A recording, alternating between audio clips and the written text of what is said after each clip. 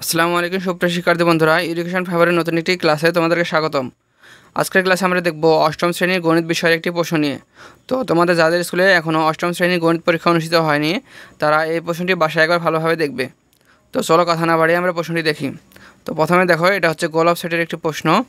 তো প্রশ্নটি খুবই ভালোভাবে তোমরা দেখবে এবং নিজেরা বাসায় এই প্রশ্নগুলো প্র্যাকটিস করার চেষ্টা করবে। অর্ধবার্ষিক পরীক্ষা 2025 অষ্টম শ্রেণী বিষয় গণিত।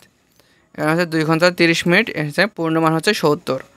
সৃজনশীল টাইপ এবং সংক্ষিপ্ত উত্তর প্রশ্ন মিলে থাকবে হচ্ছে 70 মার্ক এবং 30 মার্কের হবে এমসিকিউ। তো আমি এই ভিডিওতে তোমাদেরকে প্রশ্নটি শুধু দেখিয়ে দেব। এখানে দেখো সংক্ষিপ্ত উত্তর প্রশ্ন। এখানে দেখো যে কোনো 10টি প্রশ্নের উত্তর দাও। এখানে 1 নম্বরে বলছে কি 1, 4, 10, 19, 31 তালিকার পরবর্তী 2টি পদ নির্ণয় করো। 2 নম্বরে বলছে প্রথম 25টি বিজোড় স্বাভাবিক সংখ্যার সমষ্টি নির্ণয় করো।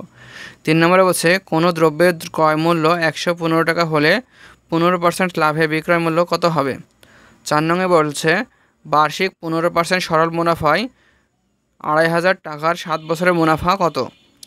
5 নম্বরে বলছে 3x + 2y + 5z এর বর্গ নির্ণয় করো।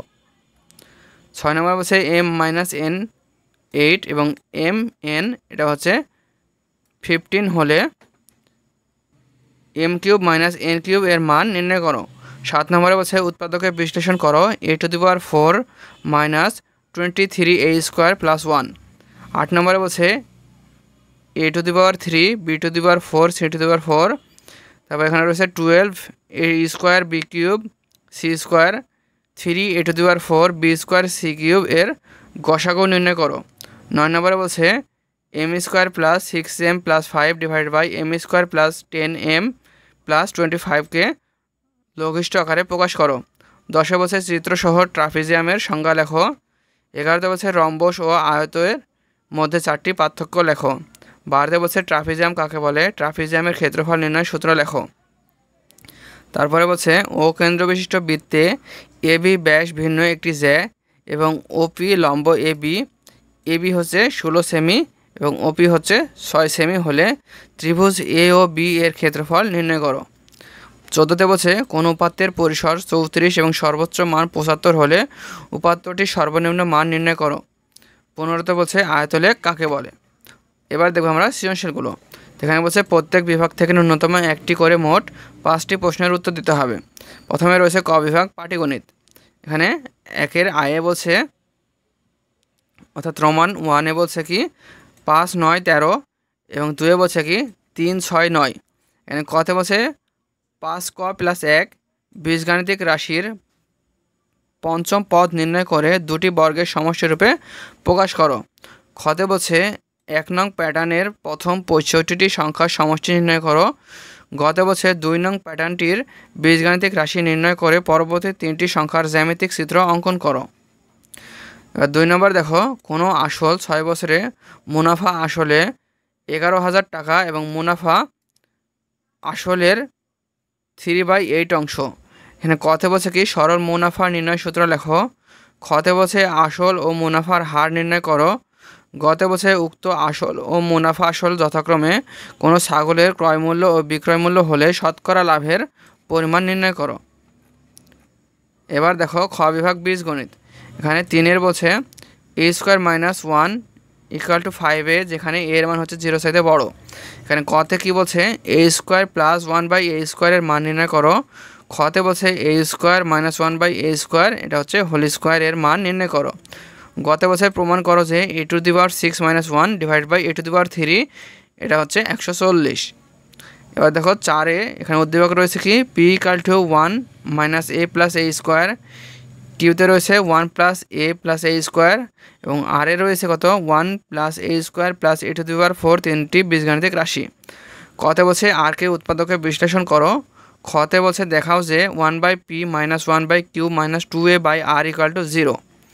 গতে বছরে 1 - a/p, 1 + a/q, 1/r-কে সাধারণ হর বিশিষ্ট ভগ্নাংশে প্রকাশ করো। এবার দেখো গ বিভাগ জ্যামিতি। এখানে দেখো পি এর উদ্দীপকে বলছে কি PQRS একটি সামান্তরিক যার PR ও QS কর্ণদ্বয় পরস্পর ও বিন্দুতে ছেদ করেছে। কতে বলছে কি উদ্দীপক অনুসারে চিত্রটি আঁকো ও চিহ্নিত করো। খতে বলছে প্রমাণ করো যে PQ = R S Q R equal to P S এবং কোণ পি কিউ আর সমান কোণ পি এস আর এবং হচ্ছে Q P S equal to Q R S. গতে বলছে কি যদি উদ্দীপকের পি কিউ আর এস চতুর্ভুজটির 4টি বাহু পরস্পর সমান হয় তবে দেখাও যে P O equal to O R Q O equal to O S এবং হচ্ছে কোণ পি ও কিউ সমান সমান কোণ কিউ ও আর সমান সমান কোণ আর ও এস সমান কোণ S O P equal to এক সমকোণ। তারপরে দেখো 6 উদ্দীপকে বলছে ও কেন্দ্র বিশিষ্ট পি কিউ আর এস বৃত্তে পি কিউ এবং এস আর দুটি ব্যাস ভিন্ন জ্যা ও থেকে পি কিউ এবং এস আর জ্যাদ্বয়ের ওপর ও এম এবং ও এন লম্ব, এটা হচ্ছে লম্ব। কতে বলছে কি সংক্ষিপ্ত বিবরণ সহ চিত্রটি আঁকো। খতে বলছে যদি P Q equal to S R হয় তো প্রমাণ করো যে O M equal to O N. গতে বলছে কি পি কিউ এবং হচ্ছে এস আর সমান জ্যা বৃত্তের অভ্যন্তরে ই বিন্দুতে ছেদ করলে প্রমাণ করো যে পিই ইকুয়াল টু এসি এবং কিউই ইকুয়াল টু আর ই। এবার দেখো গ বিভাগ তথ্য ও উপাত্ত। তো সাথে দেখো অষ্টম শ্রেণীর 30 জন শিক্ষার্থীর গণিতে প্রাপ্ত নম্বর এখানে দেওয়া রয়েছে এবং কতে বলছে কি 5 শ্রেণী ব্যবধান নিয়ে উপাত্তগুলোর শ্রেণী সংখ্যা নির্ণয় করো। খতে বলছে 5 শ্রেণী ব্যবধানের সারণী তৈরি করে গড় নির্ণয় করো। গতে বলছে প্রদত্ত উপাত্ত সময়ের মধ্যক ও প্রচুরক নির্ণয় করো। এবার 8 দেখো বলছে অষ্টম শ্রেণীর 60 জন শিক্ষার্থীর গণিতে প্রাপ্ত নম্বরের গণসংখ্যা নিবেশন সারণী দেয়া হলো। এখানে কতে বলছে কি প্রচুরক শ্রেণীর মধ্যমান নির্ণয় করো। খতে বলছে গড় নির্ণয় করো। গতে বলছে প্রদত্ত উপাত্তের আয়তলেখ অঙ্কন করো। এই হলো প্রশ্ন। তো প্রশ্নটি বাসায় তোমরা খুব ভালোভাবে প্র্যাকটিস করবে। তো আজকের ভিডিওটি এ পর্যন্তই। পরবর্তী লেকচারে আমরা অন্য কোনো একটি ভিডিও নিয়ে আলোচনা করব। তো ভিডিওটি শেষ পর্যন্ত দেখার জন্য তোমাদেরকে ধন্যবাদ।